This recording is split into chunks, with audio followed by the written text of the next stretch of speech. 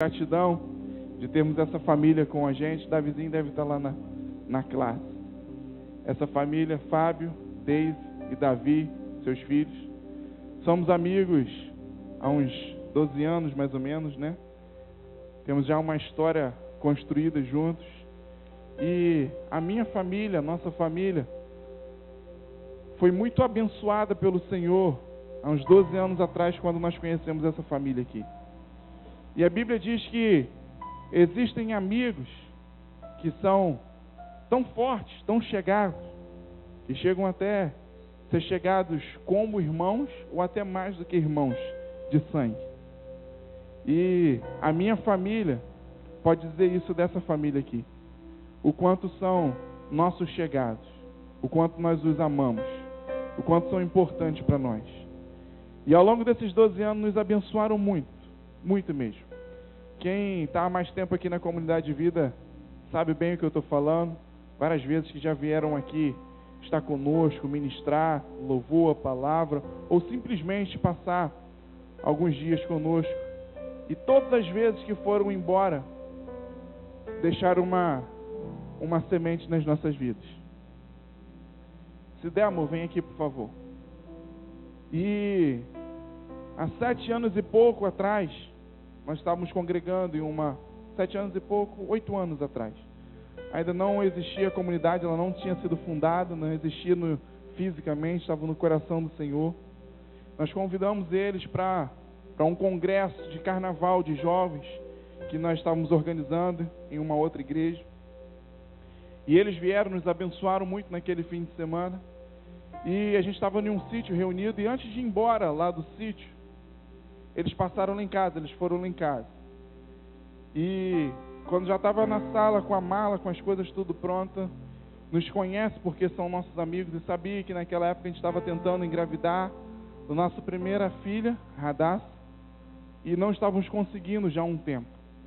E lá na sala de casa eles oraram conosco, nos abençoaram e profetizaram sobre as nossas vidas. E a gente foi até passear um pouquinho com eles antes deles irem embora, viajar de volta para Belo Horizonte. E algumas semanas depois, alguns meses depois, nós ficamos sabendo, né, que aquela palavra se cumpriu. E nas contas dos médicos e dos exames também que foram feitos na época, era exatamente nessa data que aconteceu a inseminação, a geração de Radassa. E foi até engraçado que a gente ficava conversando sobre isso. Os solteiros e os de menores, tampam os ouvidos aí. Por volta daquelas datas ali, a gente estava até muito envolvido com o retiro, organizando um retiro de grande dimensão. A gente, como casal, não teve relacionamento sexual ao longo daquele período, assim, exatamente que a gente se lembrasse. E a gente até brincava sobre isso, né? E falava, mãe, tem certeza que é mãe, e pai é pai pela fé. A gente brincava com isso, né? Falava com ela, eu vou pedir o DNA, porque durante esses dias aí a gente não se encontrou, né? E em meio a essa brincadeira o Senhor nos lembra daquela oração e daquela palavra que foi liberada sobre as nossas vidas e de algumas promessas que o Senhor havia nos feito. Então essa é uma das histórias ao longo desses 12 anos, quanto esse casal, essa família nos abençoou. Quando eu sumo aqui em Macaé, aqui da Comunidade de Vida, e vocês veem lá nossas informações que nós estamos lá em Belo Horizonte, lá em BH, é porque nós estamos lá com eles, lá na Batista Connect, na primeira igreja batista de Floramar, e tantos outros irmãos que nos abençoam lá junto com eles. E nesse fim de semana nós tivemos o privilégio de receber eles ontem na nossa casa, já curtimos bastante, aproveitamos, conversamos bastante, e hoje tudo aquilo que é bom eu costumo não guardar para mim, não reter para mim. E hoje a comunidade tem o privilégio de poder desfrutar também e ser abençoado pelo Senhor através da vida deles. Quero passar a palavra para Fábio, ele vai dar continuidade, conduzir esse momento. Estamos no ano da honra, não por isso, mas a Bíblia nos ensina a dar honra a quem tem honra, e eu quero honrar essa família que é tão importante, tão amiga nas nossas vidas. Quer falar alguma coisa? Não? Amém. Fabi, Deus abençoe. Você pode aplaudir o Senhor por essa família? Glória a Deus.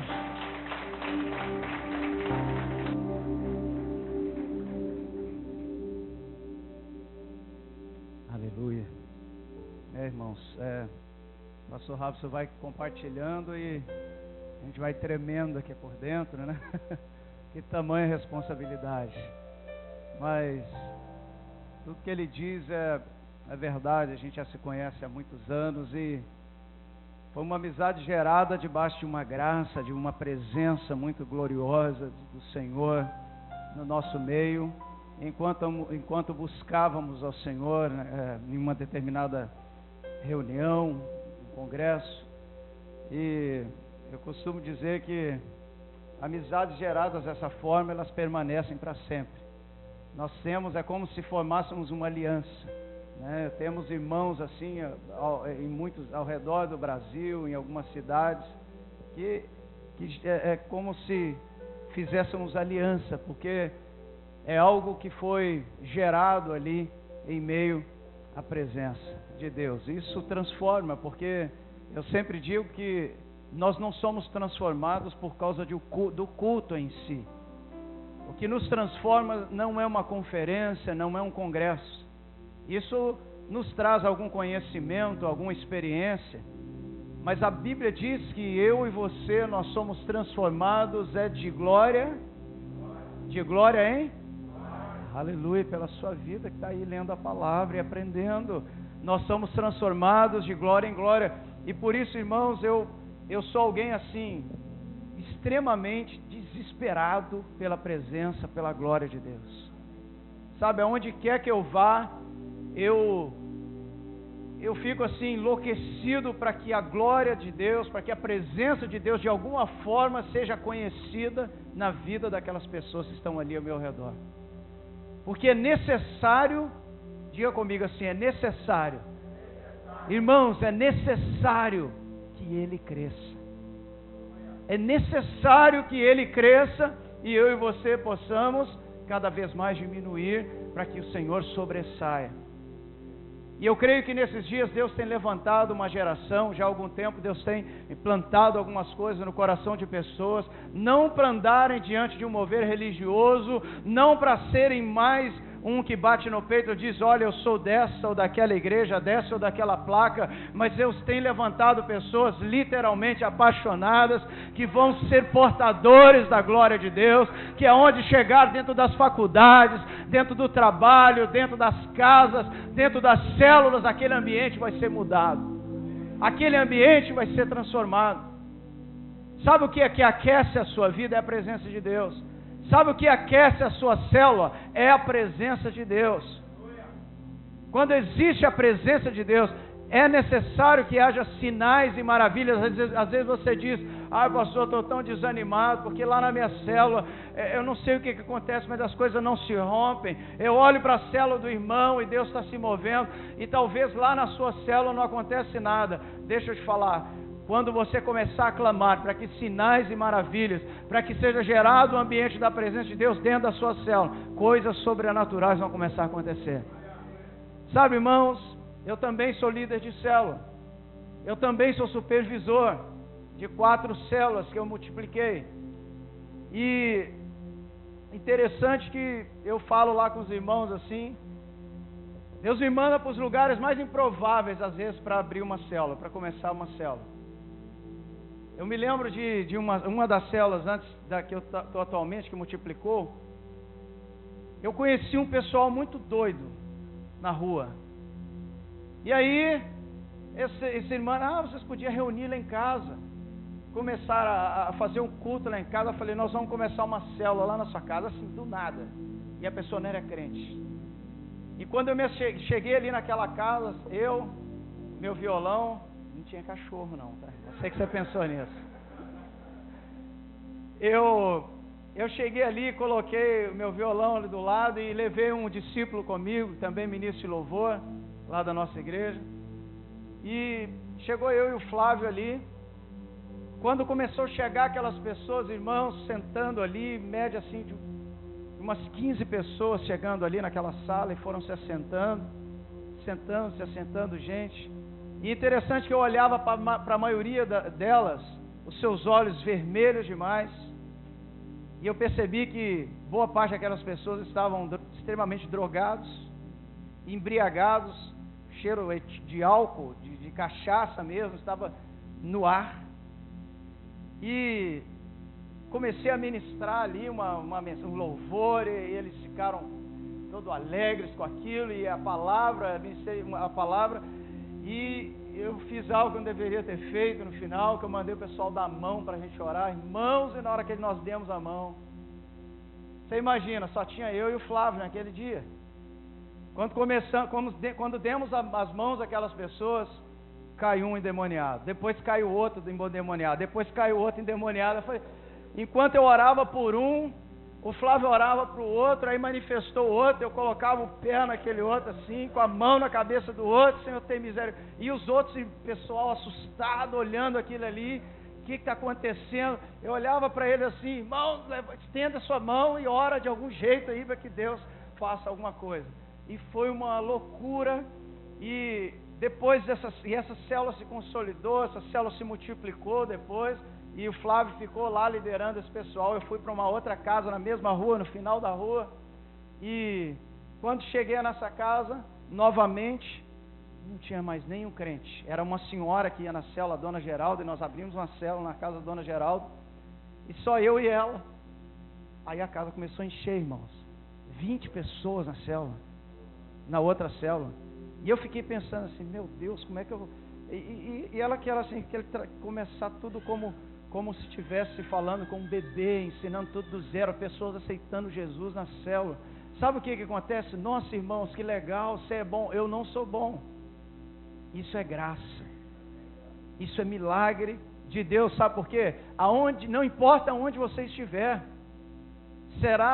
você é um portador da presença de Deus, e é necessário que o Senhor cresça ali onde você estiver, e essa glória do Senhor seja manifesta e mude a vida daquelas pessoas, e mude um ambiente que outrora haviam pessoas drogadas, e nós mandamos todas elas para o encontro, e tiveram suas vidas restauradas, integradas em uma célula. Hoje, pessoas capazes de liderarem células. Isso, irmãos, é graça de Deus. Isso é um ambiente gerado da glória de Deus, não porque um homem ou alguém é bom, mas simplesmente porque você teve a humildade de entender que o que muda a vida das pessoas é de glória em glória. Somos transformados de glória em glória. Por isso que cada ministração, irmãos, eu não sei se vocês repararam, eu sou meio doido. Sabe, porque eu começo a sentir estou aqui ministrando com o violão, e de vez em quando eu sinto no coração assim, enchendo e se aquecendo, e eu às vezes não tenho que sair do microfone, eu fico, meu Deus, me toca de alguma forma, é como se estivesse aqui um vulcão querendo entrar em erupção de graça e de vontade, que Deus se manifeste em uma reunião como essa e mude a sua vida. E eu creio que Deus está aqui nessa noite para restaurar realidades. Se você tem a sua Bíblia, quero que você abra. Eu fiquei durante esses dias, quando sabia que ia ministrar a palavra, eu fiquei perguntando ao Senhor que eu poderia compartilhar ao coração dos irmãos, e fiquei muito conflitado, e disse para minha esposa hoje à tarde: amor, o que você acha? Eu falo, eu estou com duas coisas queimando no meu coração. O que você, é isso ou é isso? Deixa Deus te usar, deixa Deus falar com você.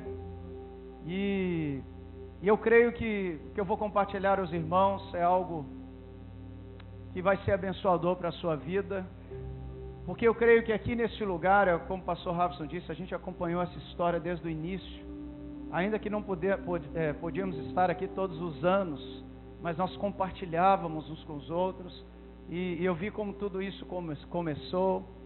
E um ano muito marcante para a minha vida foi o ano de 2012, chamados para discipular.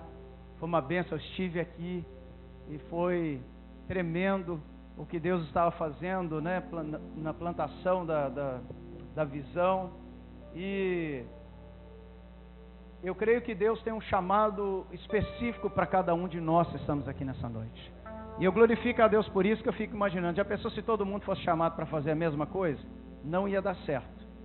Deus implantou um chamado individual na vida de cada um de nós, para que pudéssemos estar juntos em unidade, e isso, através disso, pudéssemos gerar frutos, e frutos que permanecem firmes, porque a nossa fonte é Jesus, amém?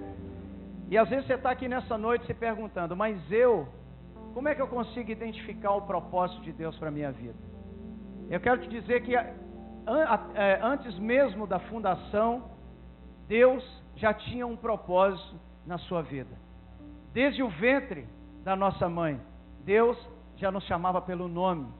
Isso significa que Ele já tinha um plano, já tinha um propósito. E eu vou chamar esse propósito de propósito profético de Deus para a nossa vida. Como o pastor Robertson disse, essa semana, não sei quantos conheceram, lembram quando ele esteve aqui, o pastor Gregório McNutt. Foi um homem extremamente usado por Deus. E eu me lembro de uma das experiências marcantes que nós tivemos juntos. Nós havíamos viajado para a cidade de Buenos Aires, onde eu fiquei ali por 35 dias. E durante mais ou menos, já estava ali uma semana ministrando, o pastor Gregório veio nos encontrar conosco para uma grande conferência que iria acontecer ali de avivamento. E eu me lembro, irmãos, estarmos na casa do irmão, um irmão argentino, nós ficamos hospedados na casa dele. E na casa dele tinha uma sala muito grande. E eu estava ali com alguns irmãos, com o Ricardo, Robortella, com a Heloísa. Nós estávamos ali numa sala, sentados todos juntos, conversando. E de repente entra uma família pela porta. Um moço com a sua esposa e sua filha de mais ou menos 15, 17 anos. Eles chegaram ali com uma torta bem grande assim de maçã. E disseram assim, bateram na porta e disseram àquela senhora que nos hospedava, olha, porque nós ficamos sabendo que tem uns missionários aí na sua casa, e sentimos no coração de fazer uma torta para eles, e a gente veio trazer. Então eles não eram crentes, e convidamos a eles que entrassem ali, eles se assentaram ali. Enquanto estávamos conversando, o Diego, que é o nosso amigo, tinha ido buscar o pastor Gregório no aeroporto. Ele estava chegando para encontrar com a gente, e conversando ali com aquelas pessoas, gratos, e eles assim, felizes por estar conversando conosco, missionários brasileiros que estavam ali. E de repente, irmãos, eu não sei explicar o que aconteceu para você, eu sei que é a manifestação da glória de Deus, mas eu sei que enquanto nós estávamos ali naquela sala, conversando com aquelas pessoas, o pastor Gregório chegou. Irmãos, ele entrou no ambiente. Quando ele pisou na sala e começou a andar assim ao nosso encontro, aquele casal e aquela filha que não eram crentes, quando eles olharam para ele não falou nada. Ele entrou no ambiente, eles começaram a chorar. Eles olharam para ele e começaram a chorar, copiosamente, chorar. Aí nós assustamos assim, ficamos, meu Deus, o que aconteceu? E ele não falou nada, ele só chegou assim, entrou, botando as bolsas assim, o pessoal começou a chorar, copiosamente.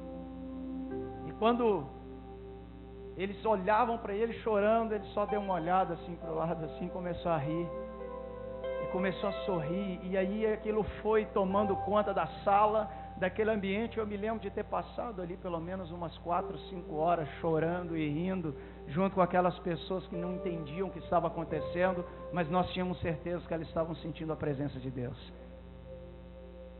Existe um propósito profético de Deus nas nossas vidas, sabe para quê? Para mudarmos realidades. Você que está aqui nessa noite, você não foi chamado para ser igual à multidão. Você foi chamado para ser diferente da multidão. Ah, irmão, mas isso é um peso muito grande para a minha vida, porque eu não sou alguém preparado. E eu, enquanto ministrava aqui, entendi muito bem isso. Nós não somos capacitados, mas Deus, Ele o quê? Capacita os escolhidos. Existe um propósito de Deus profético para a sua vida, e como identificar isso? A primeira coisa, irmãos, de um propósito profético de Deus para a nossa vida, é um sonho. Diga comigo, um sonho. O propósito de Deus para a sua vida será um sonho colocado no mais profundo do seu ser, ainda que talvez nessa noite você não consiga descrever esse sonho com clareza. Quantos já sonharam? Quantos sonham aqui? Quantos têm sonho? Sonhos de ir para as nações, sonhos de ser usado por Deus. Nós temos sonhos. Talvez você não consiga enxergar esse sonho hoje com clareza, mas um exemplo de um propósito profético na vida de alguém, ele está na Bíblia, lá em Gênesis capítulo 37. Gênesis capítulo 37 é um texto muito conhecido e fala de alguém também muito conhecido, chamado José. Nós sabemos que José, ele teve um sonho, mas esse sonho de José não foi um sonho qualquer. Foi um sonho profético, um sonho daquilo que Deus tinha para a sua vida. E isso acabou acarretando para José uma série de problemas. Porque sonho de Deus, plantado no nosso coração, ele é muito bom. Mas nem sempre as pessoas vão saber lidar com o sonho que Deus vai colocar na sua vida. E aí você tem que estar preparado. Porque isso acarretou muitos problemas para ele. Os sonhos de Deus, certamente, irmãos, vão trazer oposições, vão trazer problemas para a sua vida. O sonho aqui é mais do que aquelas imagens que muitas vezes se projetam quando nós fechamos os nossos olhos e nós adormecemos. O sonho profético é o chamado de Deus, é algo que Deus planta no mais íntimo do seu ser, no mais íntimo do nosso espírito. É algo que você carrega com você, como uma mãe, como uma mulher carrega o seu filho no ventre. É algo que te acompanha, mesmo que queira lançar fora, ele não sai. Quantas vezes, irmãos, eu passando dificuldades nessa caminhada ministerial, quantas vezes eu venho pensando até hoje em desistir, mas é mais forte do que eu. Quantos já passaram uma experiência dessa? Você já chegou, Senhor, não aguento mais, não dá mais, não tenho mais forças, eu não posso continuar mais. Mas tem uma canção que eu me lembro quando eu me sinto assim, vem essa canção na minha cabeça. Tu me alcanças quando fujo,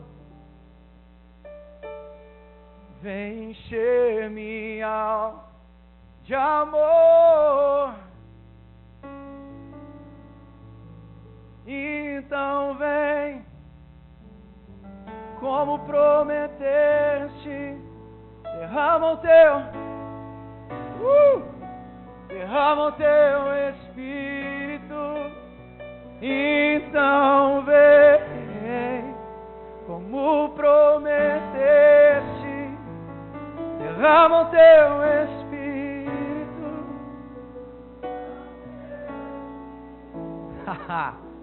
Deixa eu te falar, ele te alcança se você tentar fugir. Não tem jeito mais, você foi marcado por ele, você foi marcado para incendiar a sua geração, você foi marcado para fazer a diferença, para que a glória dele se manifeste na sua vida e os sonhos dele em você se tornem reais. Sabe, irmãos, quando isso aconteceu, essa experiência que eu disse para você que eu estava no meio dela, sabe quantos anos eu tinha? 16 anos de idade. Tem só 4 anos que isso aconteceu. Eu sei que você olha para mim e fala assim, não, bonito, assim, 18 anos, 20, vou dar 20. Tenho 34, terça-feira, irmãos, agora. 20 só de amizade? Misericórdia. 22 anos de convertido, irmãos. Meu pai eterno. Mas eu sempre fui alguém muito sonhador. Sabe, conquistar as nações. Deus muito cedo implantou isso no meu coração. Quando algumas pessoas estragaram a minha vida, no bom sentido, quando eu era muito novo ainda. Irmãos como o pastor Gregório, eu lembro quando conheci o David Keelan, esteve na nossa igreja, nem sei quantos anos atrás. E aí eu vi o cara ministrando, eu falei assim, é isso que eu quero para a minha vida. É disso que eu quero. Eu tinha 12 anos de idade, 13 anos. Falei, é isso que eu quero para a minha vida. Eu me converti aos 12 anos de idade na mesma igreja que eu congrego até hoje, lá no Floramar. E O pastor Rafa já esteve lá pregando na nossa igreja, na sede, já esteve pregando nas nossas igrejas. Somos hoje 15 igrejas em Belo Horizonte. E temos experimentado de um grande avivamento, porque Deus tem colocado pessoas que têm sede e fome de Deus, todo mundo junto. Então você imagina o que acontece, o tamanho da explosão. Assim como eu creio que existe aqui nesse lugar também, Deus está colocando pessoas cheias do Espírito Santo junto. Vai ficar pequeno, irmãos, não vai caber, porque é muita presença de Deus. E se a gente tenta fugir dele, não consegue. Ele nos alcança e existe uma paixão dentro de nós que queima o tempo inteiro. Você o respira, você pensa nele porque ele começa a fazer parte da sua vida, amém? E depois do sonho que ele coloca, ele vem com uma convicção, diga comigo, uma convicção. Veja bem, irmãos, o sonho fala de algo que o Senhor coloca dentro do nosso íntimo, como uma semente. E quem coloca essa semente é o Espírito Santo. Pastor Rafa testemunhou isso aqui, irmãos, que coisa linda. Eu não imaginava que ele ia falar isso aqui. Porque eu quero que você abra lá em Lucas, no capítulo 1. E a gente vai ver muita coisa se encaixando.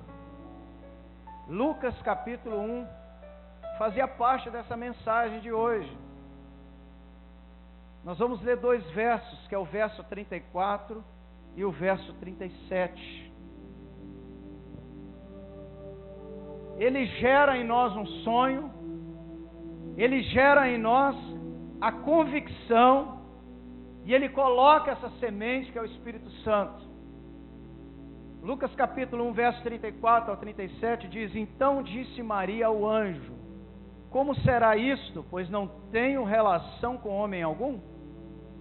Respondeu-lhe o anjo: Descerá sobre ti e o poder do Altíssimo te envolverá com a sua sombra. Por isso também o ente santo que há de nascer será chamado Filho de Deus. Deixa eu te falar uma coisa. Nada pode mudar esse sonho que Deus coloca.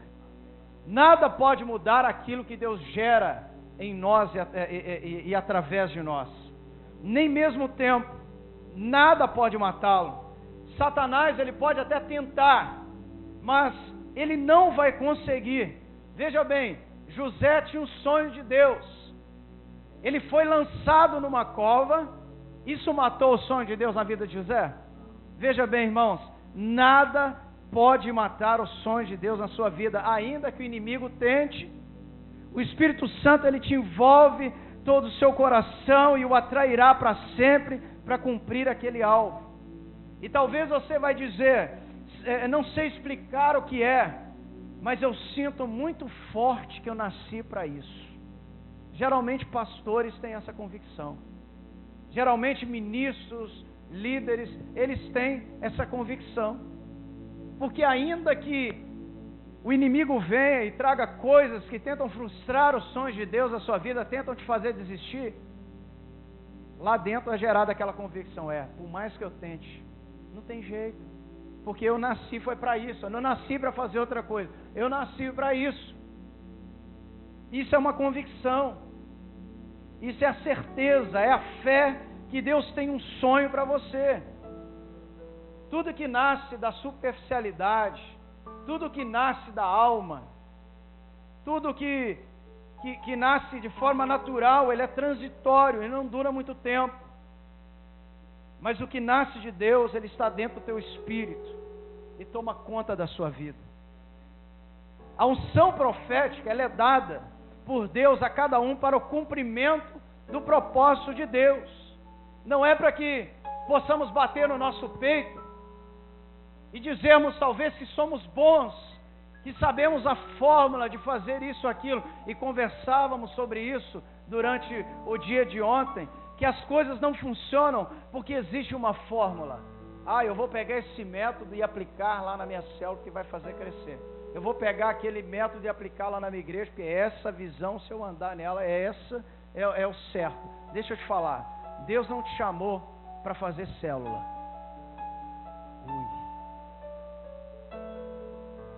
Deus não te chamou para ficar indo para todo lado fazendo célula. Deus te chamou para fazer discípulo. Sabe por que muitas vezes a célula não dá certo? Porque tem gente achando que tem que fazer célula. Tem gente que achando que o negócio, a fórmula é abrir célula. Não funciona. Começa bem e morre. Não funciona. Ele não te chamou para fazer célula. Ele nos chamou para fazer discípulo, batizando. Discípulo de todas as nações. Você é um plantador de igreja. Você é alguém que foi chamado para gerar pessoas como você. Como assim pessoas como você? Pessoas cheias do Espírito Santo. Discípulo é alguém cheio do Espírito Santo. Então, a partir do momento que você tiver a mentalidade que Ele não te chamou para fazer célula, mas Ele te chamou para fazer discípulo, você vai ver as coisas começarem a mudar. Porque discípulo é aquele que caminha dentro do propósito profético de Deus para a sua vida. Discípulo é aquele que está do seu lado, ele vai aprender a ser como você. Irmãos, é uma bênção andar com homens e mulheres de Deus. Quantos têm esse privilégio? Você já reparou que dá prazer de andar com alguém cheio do Espírito Santo? Meu Deus, é gostoso ficar perto dessa pessoa. Quando a pessoa entende o propósito profético de Deus para a vida dele, gerou nele um sonho, essa convicção, e nós vamos chegar num outro ponto. Irmãos, é uma bênção andar perto de homens de Deus, ou mulheres de Deus que são convictos do chamado de Deus para a sua vida. Isso é inspirador. E é tão inspirador que quando você passa um momento de dificuldade na sua vida, que bate aquela depressão, aquela vontade de parar, desistir, uma enfermidade, você logo pensa onde? Naquela pessoa. Puxa, eu tenho que ir lá naquele irmão, eu tenho que conversar com ele. Vou pedir ele para orar por mim. Vou pedir ele para interceder por mim. Você já tem aquela referência de homem de Deus. Deixa eu te falar, isso é bênção. Mas Deus está te chamando hoje para que você seja essa pessoa. Deus está te chamando para que você seja essa referência. Porque eu creio que Ele plantou um sonho no teu coração. É necessário que essa convicção seja gerada também, para que você entenda que você foi chamado não só para vir a um culto domingo à noite, ficar assentado e ver um louvor legal, uma palavra legal. Você foi chamado não para ser um espectador da presença, você foi chamado para ser um portador, um participante da glória que Deus está trazendo para essa casa, amém? E depois de o Espírito Santo colocar essa semente no nosso coração, que nada pode mudar o nosso sonho, do Espírito Santo nos envolver, isso é uma convicção, é essa fé, essa certeza do sonho de Deus para nós. A unção profética ela é dada para o cumprimento do propósito de Deus para nossas vidas, e através dessa unção, as coisas começam a ficar mais claras para nós, sobre uma forma poderosa de viver essa convicção. E a terceira coisa é o chamado. Diga comigo, um chamado. Primeiro ponto, um sonho, uma convicção e um chamado. E eu creio que o Espírito Santo ele vai confirmar o seu chamado. Talvez você está aqui nessa noite e não sabe ainda para que Deus te chamou. Talvez, embora não esteja claro, você sabe que Deus colocou um sonho no seu coração. Você tem convicção disso, mas você não sabe qual o seu chamado. E eu creio que Deus vai falar de diversas maneiras com você. Talvez Ele vai falar com você através de profecias genuínas, de um sonho, talvez de uma pregação hoje à noite. Mas eu creio que Deus, a maior forma e a melhor forma de Deus trazer essa convicção do chamado no nosso coração é você tendo intimidade com Ele. Que não adianta só o profeta falar para você, não adianta só você ter a revelação, e olha, a maior revelação que nós precisamos está aqui. Quando nós lemos a palavra, quando nós nos dedicamos à palavra, nós começamos a entender a revelação de Deus para a nossa vida. Então a melhor revelação que precisamos é essa aqui. Mas aí nós lemos a palavra, não entendemos a revelação. O profeta chega, fala conosco, nós não entendemos a revelação. É necessário você buscar intimidade com Deus para que você entenda e compreenda o chamado dele para a sua vida. Quando Ele te mostrar o propósito profético, haverá uma mudança radical na sua vida. Você nunca mais conseguirá ser como antes. E vai chegar um momento, irmãos, que Deus vai dizer, é agora. E quando isso acontecer, quando você ouvir a voz de Deus dizendo, é agora, obedeça a voz de Deus. Obedeça ao chamado de Deus. O chamado aqui é o propósito, é a vontade que Ele tem para a sua vida. E eu tenho convicção, irmãos, nessa noite, que Deus trouxe você aqui, te tirou lá do seu conforto. Talvez você poderia estar fazendo qualquer outra coisa. Deus te tirou de lá, da tua zona de conforto. Te trouxe aqui para ouvir um rapaz que você não conhece, lá de um outro estado, de uma outra cidade, dizer para você que Deus ainda acredita no chamado dele para a sua vida. E talvez você não se sinta digno disso nessa noite. Talvez você é alguém que hoje tem vivido aprisionado no pecado. E o pecado, ele impede que nós possamos viver uma vida de avivamento. Sabe por quê? Não existe avivamento sem arrependimento de pecados.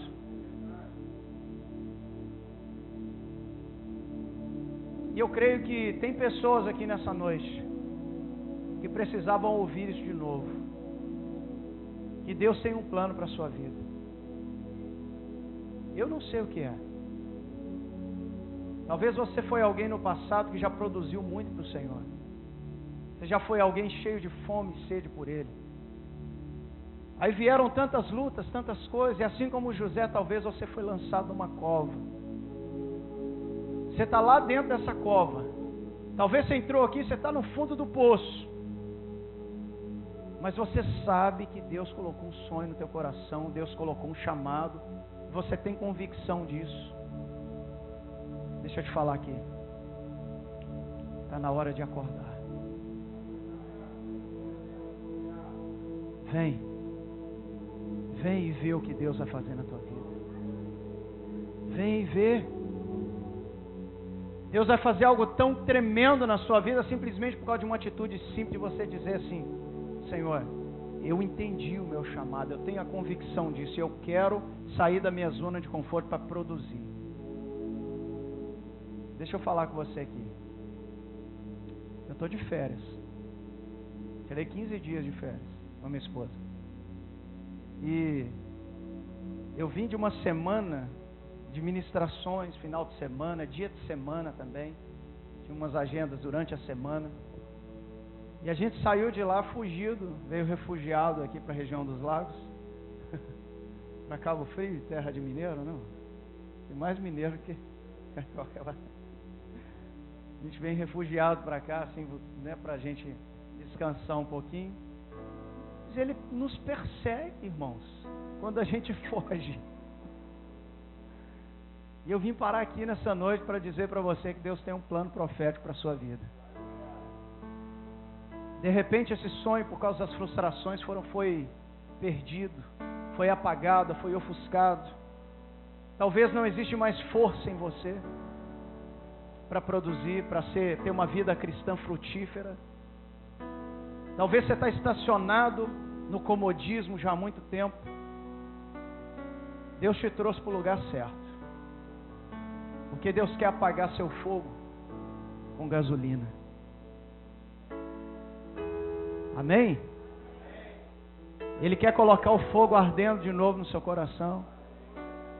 E interessante que o Senhor é uma fonte tão inesgotável e tão preciosa, que quando a gente acha que já experimentou tudo de Deus, vem algo novo e nos renova, e Ele começa a derramar coisas novas. Você fala: meu Deus, vai gerando aquela paixão grandiosa dentro da gente, e a gente, eu quero mais, eu quero mergulhar na Tua presença. Deixa Ele te levantar como parte dessa geração. A gente fica um pouco preocupado, igual essa questão do pastor Gregório. No final do ano passado, um irmão chegou para ele no meio de uma ministração, disse para ele assim: pastor Gregório, eu tive um sonho com o senhor.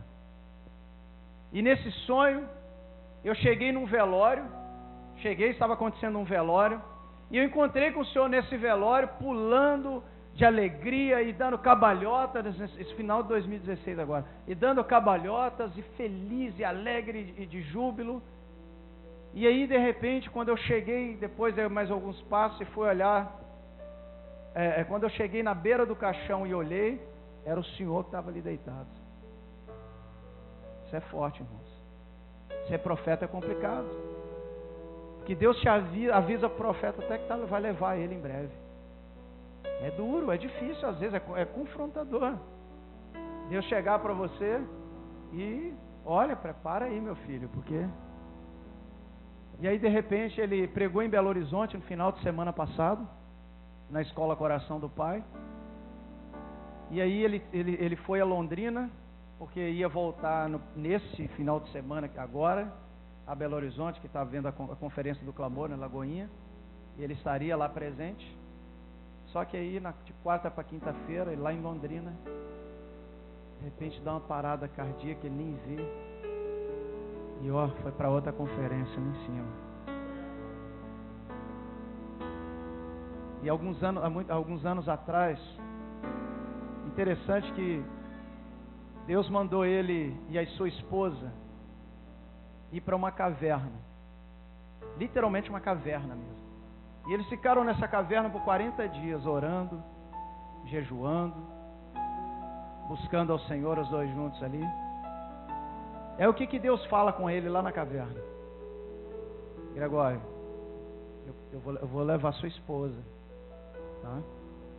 Deus falou com ele até a data, irmãos. E a esposa dele faleceu.